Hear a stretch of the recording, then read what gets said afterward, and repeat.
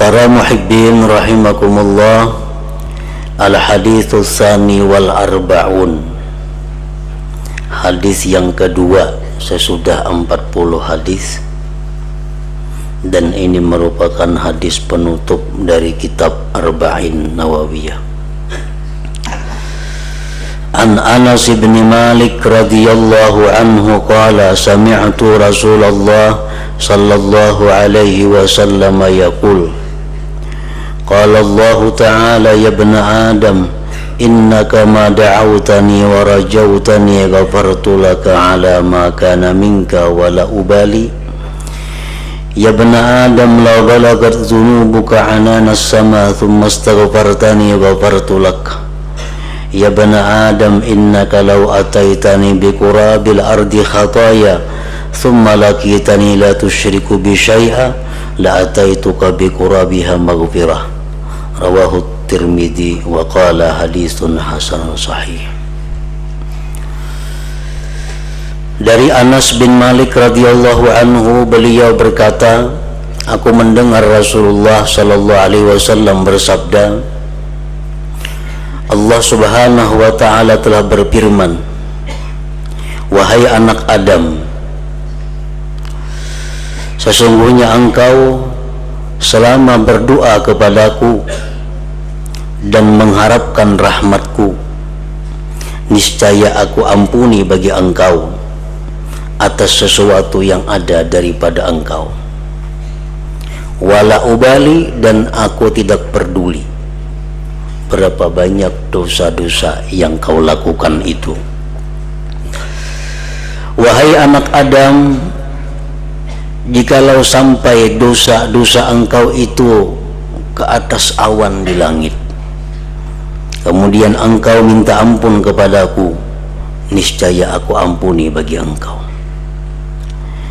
Wahai anak Adam, bahwasanya engkau jikalau datang kepadaku dengan sepenuh bumi kesalahan, kemudian engkau mati dalam keadaan tidak menyekutukan denganku sesuatu, niscaya aku datangkan kepada engkau dengan sepenuh itu bumi maghfiratan, ampunan.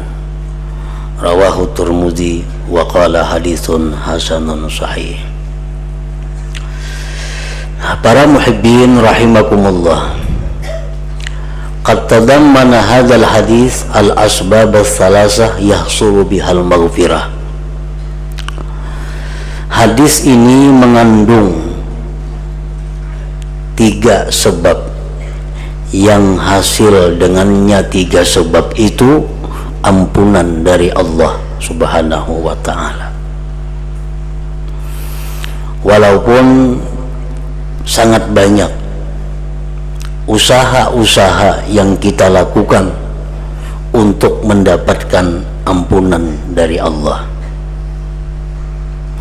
dan rahmat Allah, kasih sayang Allah kepada kita, begitu banyak Allah menjadikan sebab, menjadikan usaha kita bermacam-macam sebab untuk mendapatkan maghfirah, ampunan dari Allah subhanahu wa ta'ala. Sebagaimana mudahnya kita melakukan kesalahan, seringnya kita melakukan dosa, maka Allah pun mengetahui itu. Oleh karena itu sangat banyak pula jalan-jalan, cara-cara untuk mendapatkan ampunan Allah subhanahu wa ta'ala. Para muhibbin rahimakumullah, di dalam hadis ini Allah subhanahu wa ta'ala menjelaskan ada 3 cara untuk mendapatkan ampunan Allah.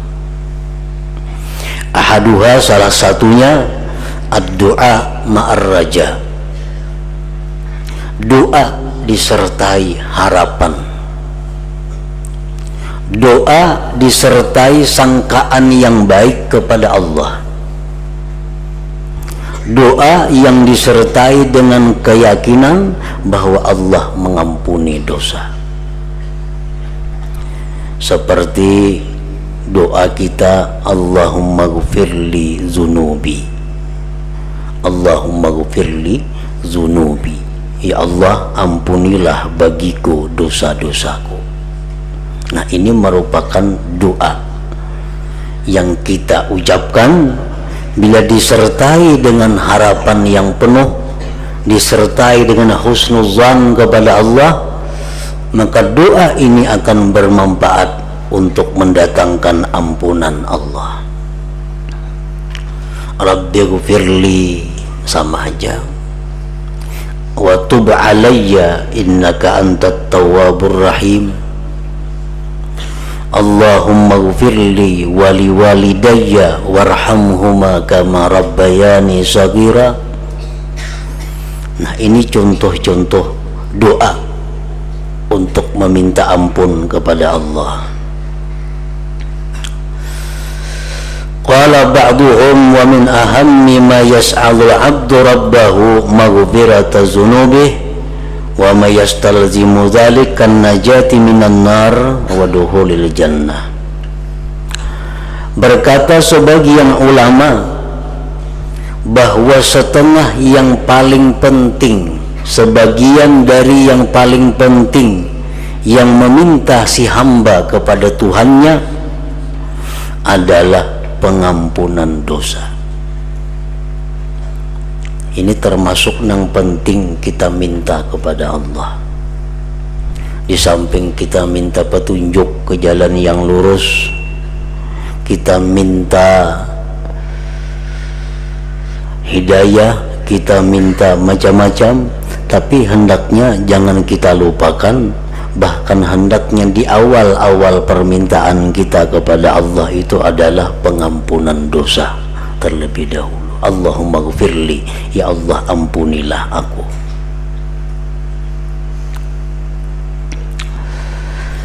Luqmanul Hakim berkata kepada anaknya, ya bunayya awwid lisanaka Allahumma ghfirli fa inna lillahi sa'atan la yaruddu fiha sa'ila. Luqman Al-Hakim menasihati anaknya, wahai anakku, biasakan lisan kamu dengan mengucap Allahumma ghfirli. Di waktu-waktu apa? Di waktu-waktu duduk, waktu berdiri, waktu berjalan, waktu kita berbaring, waktu apapun, hendaknya kita terbiasa mengucap, berdoa dengan Allahumma ghfirli, ya Allah ampunilah aku. Artinya karena Allah Ta'ala itu ada mempunyai saat atau waktu yang Allah tidak menolak pada waktu itu akan orang yang meminta. Jadi dalam sehari semalaman ini ada waktu, cuma dirahasiakan oleh Allah kapan waktunya, yang bila mana kita tepat pada waktu itu minta sesuatu kepada Allah, maka Allah berikan. Nah, kalau kita seringkali membaca Allahumma ghfirli, Allahumma ghfirli, nah, sewaktu-waktu bisa bertepatan dengan itu, sehingga dosa-dosa kita diampuni oleh Allah Subhanahu wa ta'ala. Nah, kemudian yang kedua, sebab yang bisa menghapuskan dosa-dosa kita adalah al-istighfar ma'at taubah. Istighfar disertai tobat. Dalam ucapannya seringkali kita baca astaghfirullahalazim wa atubu ilaih. Astaghfirullahalazim wa atubu ilaih. Kalau yang tadi doa Allahumma ghfirli, ya Allah ampuni aku. Nah, kalau ini adalah ikhbar, mengkhabarkan, wal ikrar, dan pengakuan. Astaghfirullahalazim wa atubu ilaih. Astaghfirullahalazim, aku minta ampun kepada Allah dan aku bertobat kepada Allah. Nah, ini ngarannya adalah ikhbar wal ikrar, mengkhabarkan dan mengakui bahwa aku minta ampun kepada Allah dan aku bertobat kepadanya. Oleh karena itu ini bukan berupa doa, maka tuntutannya lebih berat dari yang pertama. Kalau yang pertama hanya Allahumma ghfirli, ya Allah ampunilah dosaku. Nah, kalau yang kedua ini mengakui bahwa aku minta ampun kepada Allah, bahwa aku bertobat kepadanya. Nah, orang yang bertobat itu adalah orang yang menyesal, orang yang berhenti melakukan dosa, orang yang mencita-cita kada akan mengulang lagi. Itu tobat. Nah, jadi diperlukan kejujuran hati kita sewaktu kita mengucap astaghfirullahalazim wa atubu ilaih. Ya Allah, aku minta ampun kepada Engkau dan aku tobat kepada Engkau. Bujuranlah tobat kita kepada Allah. Bujurkah kita sudah berhenti melakukan maksiat? Bujurkah sudah kita menyesali perbuatan maksiat kita? Bujurkah kita sudah mencita-cita kada akan mengulang lagi? Nah, semasa kita masih memakai sesuatu yang maksiat, atau kita berjalan di jalan satu maksiat, maka kada patut kita mengucap astaghfirullahalazim wa atubu ilaihi itu. Karena ini bukan mengakui, artinya mendustai atau yastahzi'u ma'ulu-ulu kepada Allah. Yang lebih baik baginya Allahumma ghfirli, ya Allah ampuni aku. Rabbi ghfirli wa tub alayya innaka antat tawwabur rahim. Dan kalimat dua macam ini seringkali dipakai Rasulullah sallallahu alaihi wasallam. Rasulullah seringkali membaca astaghfirullahalazim wa atubu ilaih, tapi sering juga beliau membaca Rabbi ghfirli wa tub alayya innaka antat tawwabur rahim. Rabbi ghfirli, ya Allah ampuni aku, berikanlah tobat kepadaku. Engkau maha pemberi tobat, penerima tobat, Engkau maha penyayang.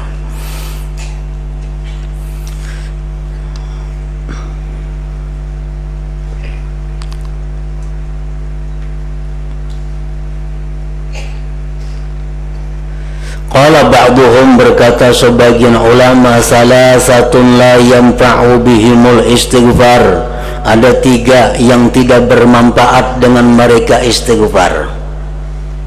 Astaghfirullahalazim wa atubu ilaih, astaghfirullahalazim wa atubu ilaih, tapi kada ada manfaatnya. Siapa nang tiga orang ini? Rajulun muqimun ala imra'atin zina kullama qada minha syahwata qala astaghfirullahalazim fayaqulu rabb tahawwal anha wa aghfiru lak wa amma ma dumta muqiman 'alaiha fa inni la aghfiru laka. Seorang laki-laki yang mempunyai perempuan simpanan zina. Seorang laki-laki yang mempunyai perempuan simpanan zina. Begitu dia selesai melakukan perzinahan, dia mengatakan astaghfirullahalazim, aku minta ampun kepada Allah, aku minta ampun kepada Allah. Nah, ujar Tuhan, kalau fayaqulu rabb, ujar Tuhan, tahawwal anha, berpalinglah engkau dari perempuan itu, jangan diingun lagi bini-bini itu, kamu kok ampuni dosa ikam. Selama engkau masih bermukim atas perempuan itu, selama engkau masih berhubungan dengan perempuan itu, fa innila aghfiru laka, aku tidak akan mengampuni bagi engkau. Kan astaghfirullahaladzim, minta ampun kepada Allah, tapi masih melakukan satu kemaksiatan, Allah kada akan mengampuni itu, istighfarnya kada akan berguna. Ujar Tuhan, jauhin itu, kan gua ampuni ya dosa.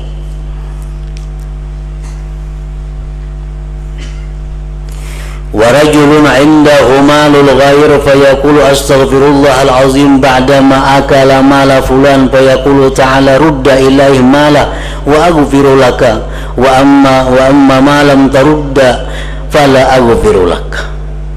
Yang kedua, seseorang yang di sisinya ada harta haram, dia makan daripada harta haram itu, kena istighfar astaghfirullahalazim 100 kali sehari, astaghfirullahalazim, astaghfirullahalazim. Tapi di rumah ini banyak berisi duit haram, makanan bulihi daripada nang haram.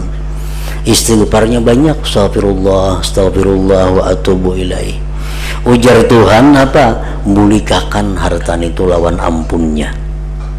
Nah, nang haram-haram tuh jauhkan, kembalikan, kamu kok ampuni dosa. Adapun bila mana engkau tidak mengembalikan, kada aku ampuni bagi engkau. Kada aku ampuni bagi engkau. Nah, jadi orang-orang nang berusaha dengan cara-cara yang haram, dia mendapatkan harta nang haram, di rumahnya dipenuhi dengan perkakas, dengan macam-macam perabot yang haram. Baik istighfar di rumah itu 1000 kali sehari, kada dihiraukan oleh Allah. Ya Tuhan bulikakan penorang itu, yang pada sarana baik istighfar gin ampuni. Nah, kada sarana baik istighfar diampuni Tuhan, bulikakan ampun orang itu.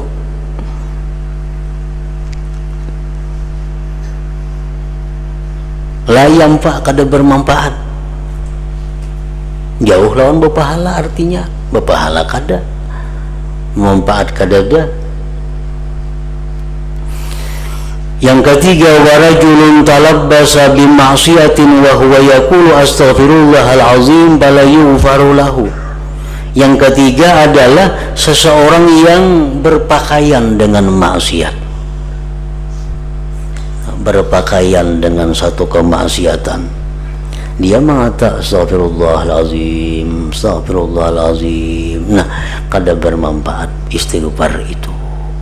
Misal pakaiannya pakaian yang kada disukai oleh Allah, yang diharamkan oleh Allah, di tubuhnya banyak perkara-perkara yang melanggar hukum Allah, mengucap istighfar astagfirullahalazim, la yughfaru lahu, kada diampuni baginya.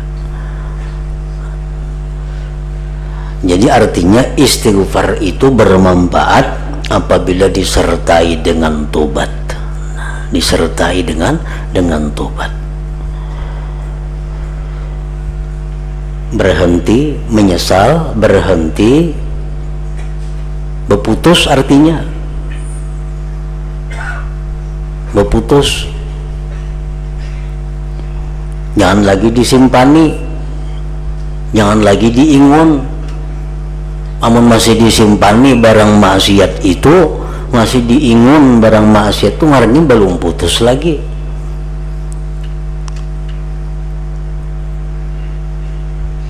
Umpamanya kita laki-laki nih memakai amas, mendengar ini kada boleh begalang amas.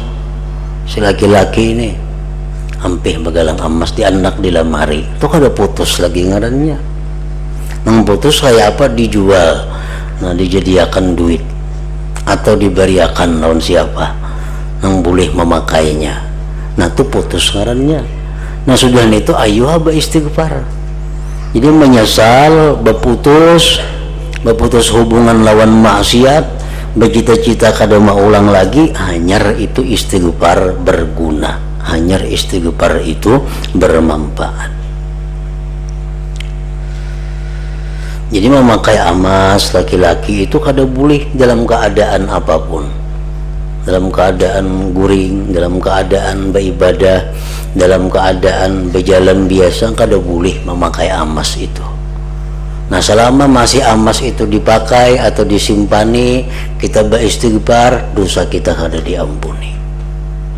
Ada orang berutas amas, anak sembahyang dibuat di kantong dulu amasnya. Nah sembahyang, kayaknya sembahyang hanya yang salam mencari pulang ke kantong, pasang pulang atas amasnya. Nah kayak Tuhan kada melihat dalam kantong itu.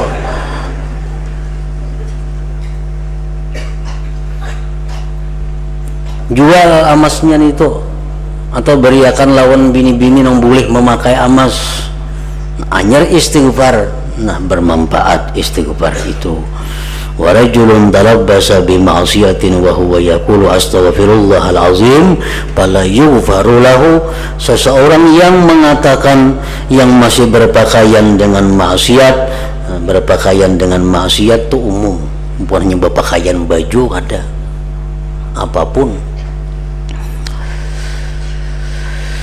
As-sababus salis min asbabil maghfirah, sebab yang ketiga mendapatkan ampunan, at-tauhid wa huwa sababul a'zam, inilah sebab yang paling besar. Tauhid ini bisa diartikan adalah mengucapkan kalimat la ilaha illallah disertai dengan hati yang yakin. Nah, kita mengucap la ilaha illallah itu menghabiskan dosa-dosa kita. Apalagi kita mengucapkannya itu akhir kalam. Akhir kalam. Ujar Nabi kita menyatakan la ilaha illallah la tatruku dzamban wa la yasbiquha amal. La ilaha illallah itu tidak akan meninggalkan dosa, habis semuaan dosa kita bila kita mengucap la ilaha illallah itu. Qala Nabi sallallahu alaihi wasallam, man kana akhiru kalamihi la ilaha illallah dakhalal jannah. Siapa yang akhir kalamnya itu la ilaha illallah, dia masuk surga. Macam-macam maksiat semasa hidupnya dilakukannya, tapi inya diberi Tuhan hidayah, diberi Tuhan petunjuk, begitu hendak mati la ilaha illallah, mati masuk surga dah. Dosa-dosa yang diperbuat yang telah lalu itu habis, dapatnya kalimat la ilaha illallah itu.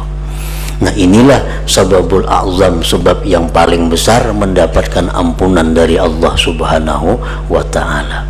Jadi di akhirat itu kayak apa, banyak dosa-dosa kita dikumpulkan di timbangan, timbangan amal sebelah kiri.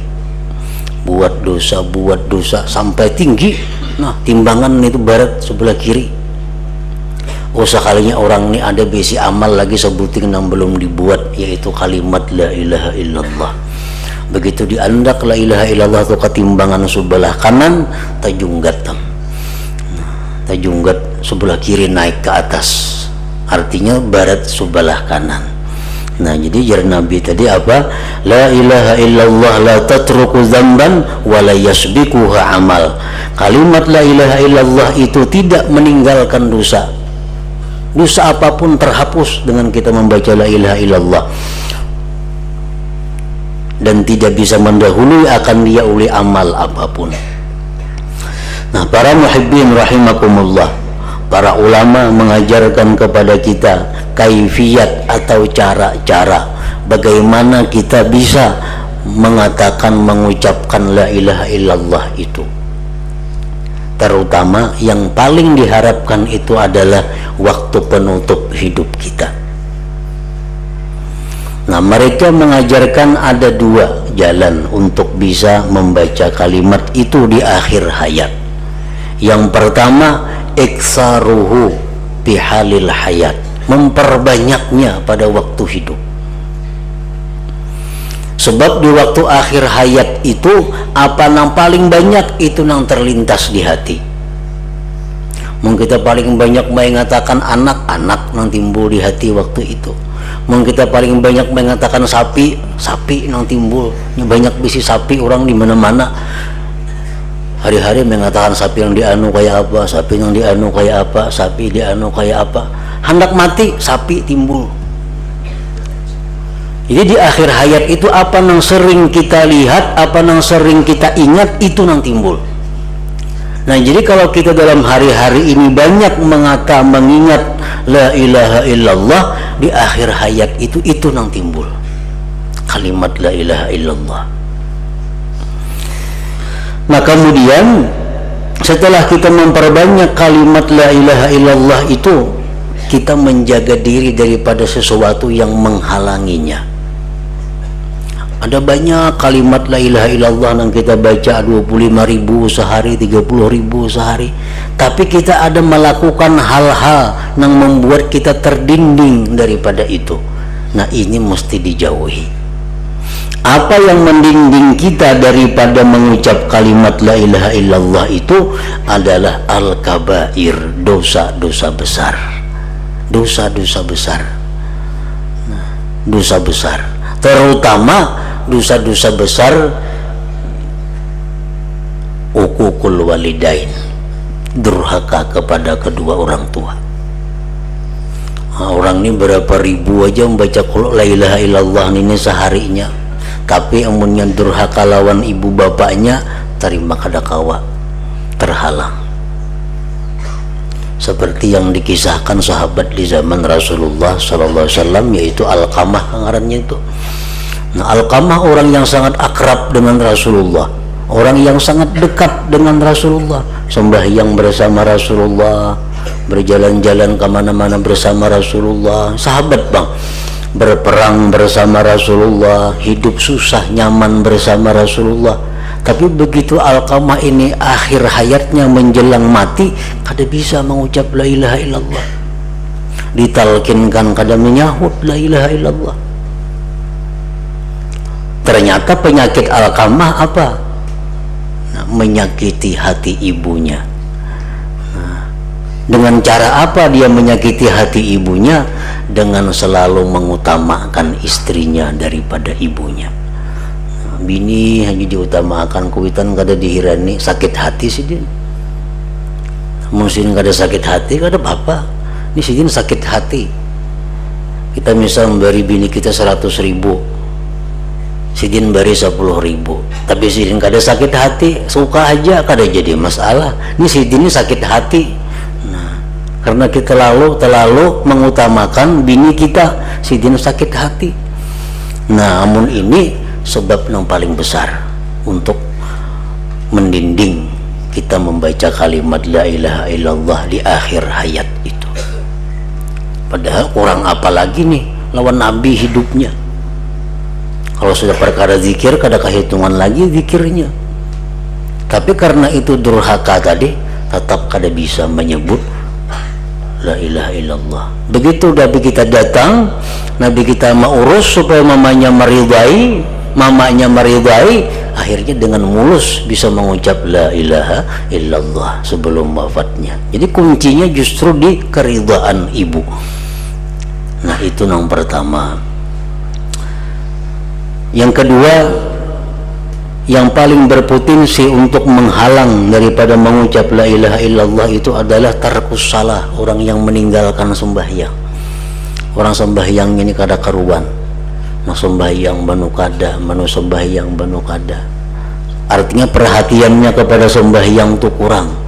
Nah, walaupun orang ini banyak zikir, itu akan terdinding. Yang ketiga, riba. Orang yang membungakan duit, yang berhutang duit berbunga, berapa ribu aja berzikir sehari, jamin kada kau mengucap la ilaha illallah ini. Karena itu merupakan pendindingnya. Riba itu pendindingnya daripada mengucap kalimat tauhid di akhir hayatnya.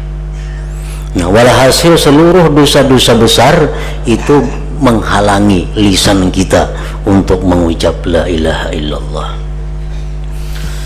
Nah, para muhibbin rahimakumullah, Imam Nawawi pengarang kitab ini menyudahi kitab ini dengan maghfirah, dengan bab ampunan.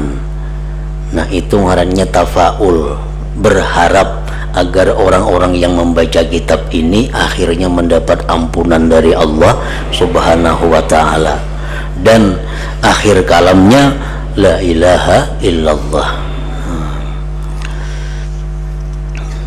Nah, jadi selanjutnya insyaallah kita akan sambung dengan kitab yang lain. Ila hadratin Nabi sallallahu alaihi wasallam. Al-Fatihah.